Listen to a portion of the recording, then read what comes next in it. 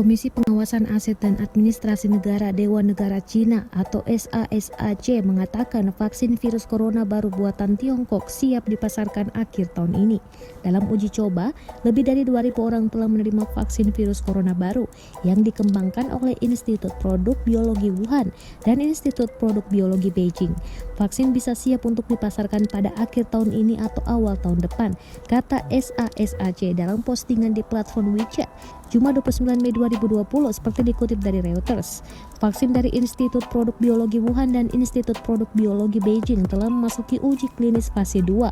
Mereka berafiliasi dengan Sinopharm, perusahaan farmasi milik negara yang manajemennya diawasi oleh SASAC. Fasilitas produksi milik Institut Produk Biologi Beijing akan memiliki kapasitas mencapai 100 juta hingga 120 juta dosis per tahun, menurut unggahan SASAC di WeChat. China memiliki 5 vaksin virus corona yang saat ini dalam uji coba ke manusia, ketika dunia berlomba untuk menemukan formula guna menghentikan pandemi COVID-19.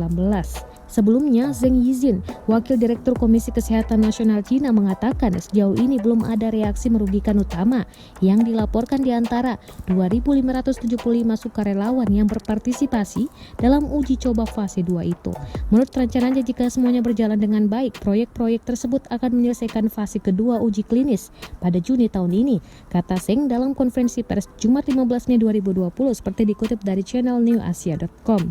Para ilmuwan di seluruh dunia bekerja dengan kecepatan sangat tinggi untuk mengembangkan vaksin virus corona baru yang telah menewaskan lebih dari 365.000 orang yang menginfeksi lebih dari 5 juta orang secara global.